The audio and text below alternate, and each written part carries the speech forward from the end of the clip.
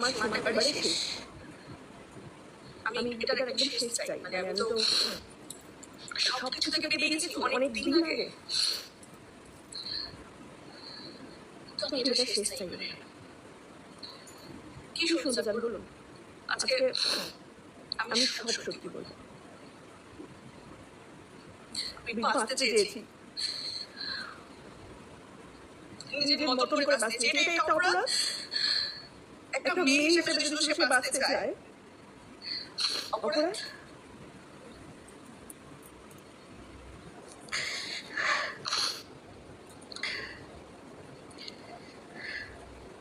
Script ready হলো? আচ্ছা, script ready হয়নি দাদা, বা দিদি যে দিচ্ছেন এতক্ষণ কি চলছিল তার সমস্তটা রেকর্ডিং আছে আমার কাছে। আশা করি লাস্ট যে কথাটা লেখা আছে, যে ছবিটা আমি পোস্ট করেছি, সে স্ক্রিন শটটাও পোস্ট করে দিয়েছি। হ্যাঁ, তা করলি কেন? তাহলে শুরু থেকে শুরু করতে হয় একটু। হ্যাঁ, সব্যসাচীকে বিয়ে করার আগে আমার বিয়ে ছিল। সে সব্যসাচী শুরু থেকে জানতো, এবং আমি এটাও জানতাম যে সব্যসাচী বহু মেয়ের সাথে অ্যাফেয়ার এবং একটা ভাড়া বাড়িতে থাকে ওরা। আমার কাছে কোনোদিন অর্থটা ম্যাটার করেনি। পুরোটা শুনবেন, সবটা শুনবেন। আমি আমার নিজেরটাও বলবো। এই 7 বছর ধরে আমি যে হুমকিগুলো, হ্যাঁ একটু ওয়েট করুন মৌসুমী দি, একটু ওয়েট করুন। যে ডিভোর্সটা কেন হলো সমস্ত জানতে পারবেন। আমি এখন পর্যন্ত মানে কিছু ছিলাম যে আমি যদি সব বলে দিই কি হতে পারে আমার সাথে। আমি কিছু বলিনি, বলতে চাইনি, বাট আমার মনে হয় এটা শেষ হওয়া দরকার, যা হয় হবে। আর কেন সোশ্যাল মিডিয়ায় এসে বলছি, কারণ সোশ্যাল মিডিয়াতেই প্রোগ্রামগুলো চলছে। তাই আমাকে আজ মানে মাঝরাতে এই অবস্থাতেই লাইভে আসতে হলো। আমি সব্যসাচীকে বিয়ে করি না, সব্যসাচীর নিজস্ব একটা ব্যাংক অ্যাকাউন্ট পর্যন্ত ছিল না। আমি ভালোবেসেছিলাম একটা মানুষকে, যার লেখা দেখে আমার মনে হয়েছিল যে একটা মানুষ যার লেখা লেখনি আর সেই মানুষটা এক। এই যে আপনারা লেখেন না যে এখনো সব্যসাচী বাবু অনেক কষ্ট পাচ্ছেন, আপনাদের জন্য আপনার জন্য অনেক কষ্ট পান, সেটা তার লেখা। মানুষটা কি আদৌ সে? শুধু এক ছাদের তলায় না থাকলে কেউ কাউকে কোনোদিন চিনতে পারে না। আমি সেটা সহ্য করে এসেছি 7টা বছর। আমি জানি না আজকে আমি লাইভে কতটুকু বলতে পারবো, আমি চেষ্টা করবো। অনেক মানুষ জড়িয়ে আছে, সবকিছুর সাথে অনেক মানুষ জড়িয়ে আছে, কিন্তু আমি তো সবার নাম করবো না। কিন্তু শুধুমাত্র আমার কারণটা বলতে হবে। আমি যেটুকু রোজগার করতাম সেই সময় 2017-এর কথা বলছি, যেটুকু রোজগার করতাম তার বেশিরভাগটাই আমি ওদের উপরে তুলে দিতাম। মাত্র 15,000 টাকা স্যালারি পেতো, তাও ব্যাংক অ্যাকাউন্ট ছিল না সব্যসাচীর। বইয়ের তলায় টাকা রেখে দিন চলতো। আমার মনে হয়েছিল যে একটা আমার তো ফ্যামিলি হয়তো করা যায় না, আমার মধ্যে কোনোদিনও এটা ছিল না যে একটা পুরুষ মানুষ একটা যদি তার একটা মেয়ে রেসপন্সিবিলিটি নিতে পারে, তো একটা মেয়ে কেন একটা পুরুষ মানুষের রেসপন্সিবিলিটি নেবে না? তো সেই জায়গা থেকে আমি কোনোদিন হিসেব করিনি। কিন্তু এই যে বলেন না ফ্যান্টাসি, আমি জানি না আমি কতটা নোংরা জায়গাতে আমাকে আজ বলতে হবে, মুখে উচ্চারণ করতে হবে। হ্যাঁ, আপনাদের চোখে আমি খারাপ, আমি নির্লজ্জ, কিন্তু চক্রবর্তী ফ্যামিলি কি ধোয়া তুলসী পাতা? এবার নাটকটা দেখুন।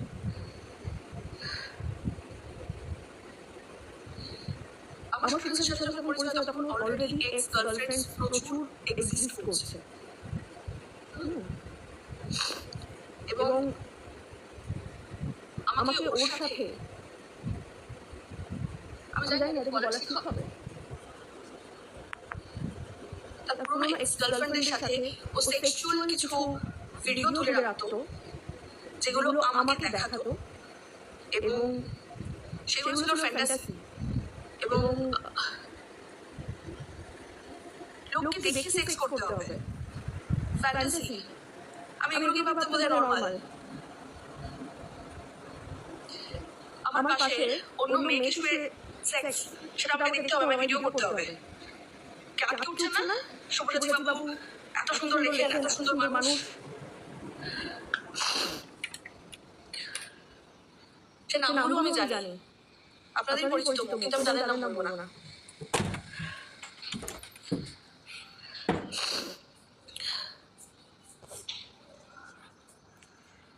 আর এই সাহেব চক্রবর্তী বলেন,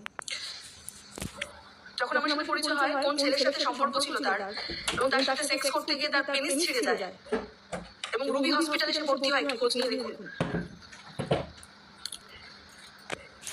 কোন ছেলে, তার নাম আমি নেব না, কারণ সে আমার কোনো ক্ষতি করেনি।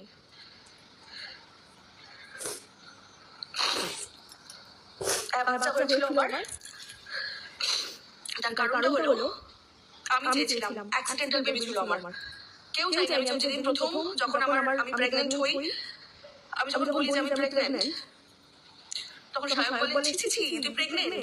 তার মা আমাকে বলেছিল যে আমি তো কখনো চাইনি আমার বংশ বিস্তার হোক, তোমরা ভেবে কি করবে।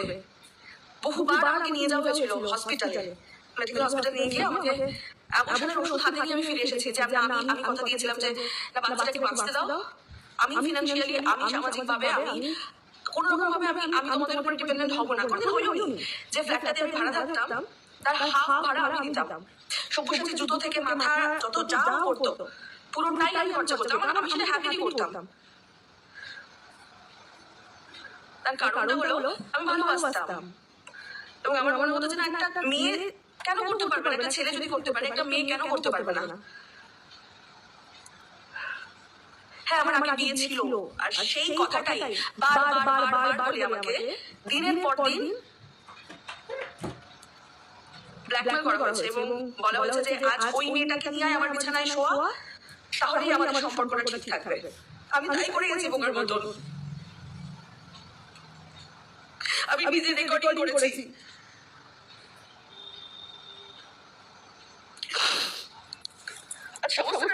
আপনারা দেখেন, আমি লাস্ট বলেছিলাম যে আমি তোদের লাইফ থেকে আমি বেরিয়ে গেছি। ইনফ্যাক্ট ডিভোর্স আগে পর্যন্ত সাহেব চক্রবর্তী আমাকে বুঝিয়েছে দেখ, আমাদের এই ফ্যামিলি যে ড্রামাটা আমরা দেখাই সেটা আমাদের বিজনেস, এর থেকে বেরিয়ে যাস না, সবাই তোকে ছিছি করবে, তোকে কেউ বাঁচতে দেবে না তোকে। আবার এই সলিউশনও দিয়েছে, দাদা তোকে ভালোবাসার কেস, দাদা তোর অন্য ছেলে অন্য মেয়ের সাথে শুনছে তো কি হয়েছে, তুই অন্য কোনো ছেলের সাথে শোন, কিন্তু সম্পর্কটাকে ঠিক রাখ। লাস্ট এই কথাটা আমার শুনতে হয়েছে। আজ আমার নতুন বিয়ে হয়েছে, আমি আজ সাহস করে সমস্তটা বলছি। আমার নতুন শ্বশুর বাড়ি সবাই দেখছে, আপনারা সবাই দেখছেন।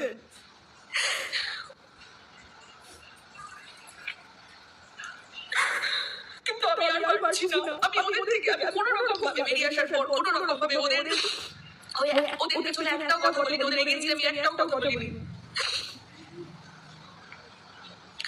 আর এই ফ্ল্যাটটা আমার বহুদিনের স্বপ্ন ছিল, যেটা মধ্যপুরের ফ্ল্যাট, যেটা আমি আসলে বসেছি একসাথে থাকতাম। আমি শুরু থেকে ওদের বলতাম যে নিজস্ব একটা ফ্ল্যাট ভীষণ দরকার, ওরা ভালো বাড়িতে থাকতো। ওরা বলতো যে কাল বাঁচবো কি বাঁচবো না ঠিক নেই, টাকা জমি কি হবে, ফ্ল্যাট করে কি হবে। আমি দিনের পর দিন ওদেরকে শিখেছি এইভাবে টাকা জমাতে হয়, নিজের একটা বাড়ি থাকতে হয়। তাও আমার ব্যাংক অ্যাকাউন্টে টাকা দেখলেই আজ এটা কিনে দিই, কাল ওটা কিনে দেবে দিয়েছি। আপনারা সেটা কিছু কিছু ভিডিও দেখেছেন, সেটা অনেক পরে, যখন আমি যে সময়টার কথা বলছি সেই সময় ব্লগিং ছিল না, আমার আগে বিয়ে ছিল, সেই কারণে কি আমাকে এইভাবে দিনের পর দিন ব্ল্যাকমেল করা যায়। শুধু আমি সংসার চেয়েছি, বাঁচতে চেয়েছি, বাচ্চা চেয়েছি, আমি লিভিং করতে চাইনি, সংসার যদি আমাকে বিয়েটাও করতে চাইনি, কারণ লিভিং থাকতে চায় এবং সেটা পুরো ওর ফ্যামিলি সাপোর্ট করে। শুধু আমি নই, এরকম বহু মেয়েরা আছে, এরকম ওর কলিগস থেকে, ওর ফ্রেন্ড সার্কেল থেকে বহু যারা হয়তো মুখ খুলবে না, কারণ তার সংসার, তারা কেউ সংসার করছে, তারা কেউ মুখ খুলবে না।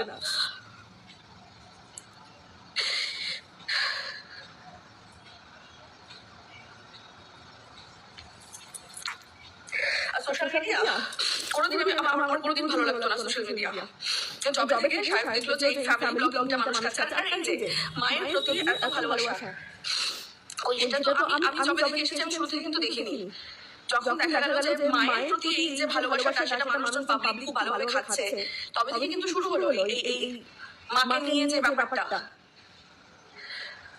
এবং ধীরে ধীরে আমার মা কালো, এই যে আপনারা দেবলীনাকে নিয়ে করছিলেন না, আমি বলতে বেছে নিইনি, দেবলীনার স্টোরি আমার স্টোরি একই, বাট দেবলীনাকে সে সাপোর্ট করছে আর আমার এগেইনস্টে গেছে, কারণ আমি ওদের আয়ত্তের বাইরে বেরিয়ে গেছি। আমাকে কন্ট্রোল যে করতো, আমাকে প্রতিনিয়ত যে একটা থ্রেডের মধ্যে রাখতো, যে চক্রবর্তী ফ্যামিলি ছাড়া এটা বহুবার আমাকে থ্রেড দেওয়া হয়েছে, সব্যসাচী, সায়ক, যে চক্রবর্তী ফ্যামিলির বাইরে গেলে তুই বাঁচবি না।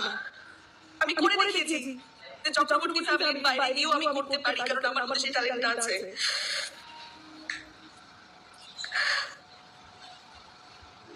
মাথার মধ্যে যাবে যাবে লাইফটা, কারণ একটা সাধারণ জীবন ছিল না আমার।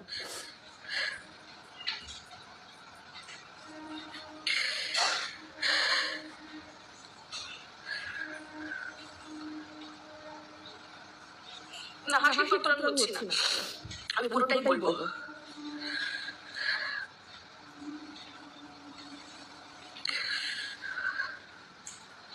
আমার মা কালো, তাই আমার মাকে পছন্দ নয়। যেখানে যাবে কোনো জায়গায় আমার মা যেতে পারবে না। লাস্ট ওর মায়ের 25 ডিসেম্বর যেদিন আমি সিদ্ধান্ত নিলাম যে না, আর পসিবল হচ্ছে না, আমার টাকার ফ্ল্যাট, ও আমি তো হারিয়ে ফেলছি এক জায়গা থেকে আরেক জায়গায় বলতে গিয়ে। আমি যখন দীর্ঘদিনে টাকা জমে জমে ফ্ল্যাটটা ইএমআই দিতে যাচ্ছি, তখন আমাকে ব্যাংক থেকে বলা হলো, আপনি যেহেতু সিরিয়াল করেন সেই কারণে আপনার একটা সিকিউরিটির জন্য আরেকজনের কারণকে লাগবে, যার পিএসএল আছে।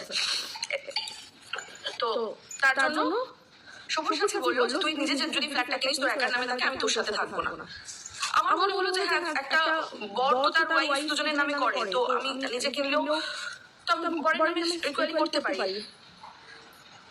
তো সেখান থেকে আমার ফ্ল্যাটটা জয়েন করা এবং জয়েন্ট লোন অ্যাপ্লাই করা, পুরো টাকাটাই কিন্তু আমারই দেওয়া। আমার পুরো ডকুমেন্টস আছে, লাস্ট 16 লাখ যে আমি শোধ করেছি, তারপর ডকুমেন্টস কিন্তু আমার কাছে আছে। আমাকে তো ছেড়ে দিচ্ছে না, বাইরে আর ঠিকানাটা কোনোদিনই ওর ছিল না, ঠিকানাটা আমার ছিল। যেখানে ওরা প্রত্যেকদিন বলতে চেয়েছে যে ওটা ওর ফ্ল্যাট। আমি বেরিয়ে এসেছি যাতে ওর থাকার জায়গার অভাব না হয়, আমি বেরিয়ে এসেছিলাম। কিন্তু তার তো একটা শেষ থাকবে।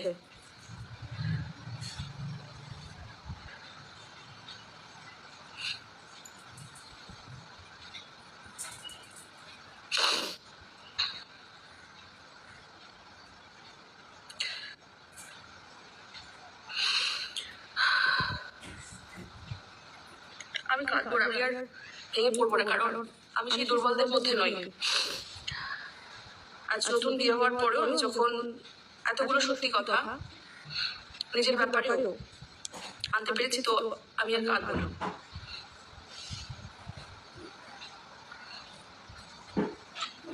25 ডিসেম্বর মাকে রাস্তায় দাঁড়িয়ে অপমান করা হয় ওর মায়ের জন্মদিনে, কেননা ওর মায়ের জন্মদিনে আমার মা কেন গেছে।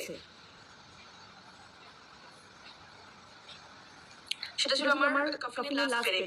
আমারই ফ্ল্যাট, আমার পয়সায় খাচ্ছে পড়ছে, অথচ কোনোদিন বাচ্চা হবে না, কারণ বাচ্চা চাই না ওদের ফ্যামিলি।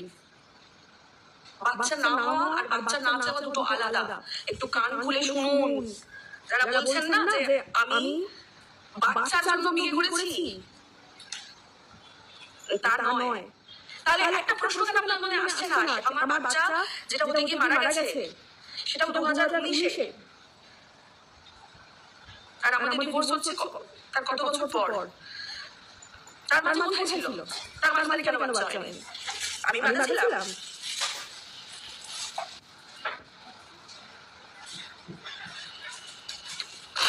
আমি প্রচুর কমেন্ট শুনেছি আপনাদের যে আমি বাজা, আমি মরণচণ্ডী, আমি সংসার ম্যাটেরিয়াল নই। আপনারা দেখেছেন? ভোরবেলা রান্না করে আমি সব্যসাচী আলাদা খেতে পছন্দ করি, তার জন্য আমি কাজ ছিল না আমার। আমি আলাদা করে নিজের রোজগারের টাকায় লঙ্কা তার ঝাল লাগে, আমি লঙ্কা রান্না করে লঙ্কাটা পেয়েছি, তার টিফিন বক্সে রেখে দিয়ে আমি শুটিংয়ে গেছি। ফিরে আসার সময় বাজার করে বাড়ি ফিরেছি। এগুলো বলার কথা নয়, তাও বলছি তার কারণ আমি কি করেছি সেগুলো বলার জন্য, কারণ তখন ব্লগিং ছিল না।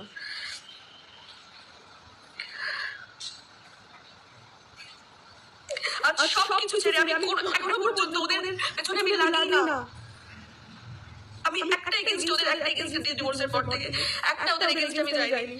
ইনফ্যাক্ট আমি ডিভোর্সটাও তো চাইনি। আমি ভেবেছিলাম যে ঠিক আছে, যে আমার কোনো বাচ্চা হবে না, কারণ আমার বাচ্চা চায় না, সব্যসাচী চায় না, আমার ফ্যামিলি চায় না, কোনোদিন বাচ্চা হবে না। ঠিক আছে, আমি আমার কাজ নিয়ে আমার মতো থাকবো। কিন্তু আমি যদি বাঁচতে চাই, নিজের মতো করে বাঁচতে চাই, আমি বাচ্চাটা লিভিং করতে চাইছি, আমি কাউকে খুন করছি না, কাউকে অপমান করছি না। তাহলে কেন এই কথাগুলো?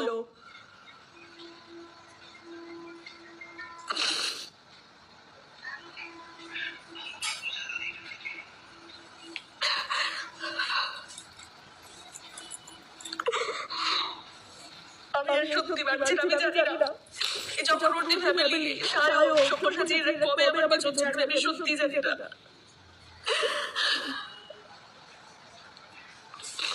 এই যে দেবলীনার কথা বলছেন না, দেবলীনার বিয়েতে একটা ছোট ইনসিডেন্ট ঘটেছিল। নাটক হতেই পারে,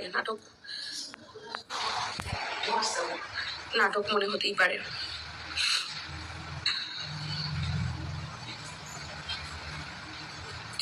আর অনেকে আবার লিখছেন যে আমার এই বরের সাথে নাকি সম্পর্ক, তাই জন্য নাকি আমার বিয়ে ভেঙে গেছে। একদমই নয়, বিয়েটা আমার অনেক বছর আগে ভেঙে গেছে। কারণ লাস্ট 2 বছর আমার সব্যসাচীর সাথে কোনো রকম শারীরিক সম্পর্ক ছিল না, কারণ সে তখন অন্য মেয়েদের সাথে শারীরিক সম্পর্কে লিপ্ত। আমার প্রতি তার কোনো ইন্টারেস্টই ছিল না। মানে ডিভোর্স কাকে বলে? শুধু একটা খাতায় সাইন করা?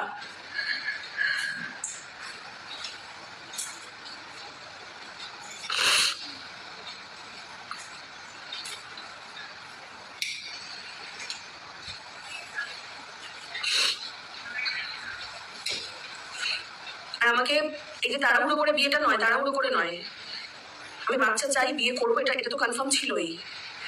কিন্তু 9 তারিখে আমার লিগাল কিছু ডকুমেন্টেশনের কাজ ছিল, সেটা না হওয়া পর্যন্ত আমি বিয়েটা করতে পারতাম না। তাই 10, 11, 12 এই 3 দিন সময় ছিল আমার সমস্ত ডিসিশন নেওয়ার। কারণ চৈত্র মাস পড়ে যাচ্ছিল, 36 বছর বয়স হয়ে গেছে, তো মা তো আমাকে হতেই হবে। সেটা নিয়ে অনেক নোংরা মন্তব্য আপনারা করছেন।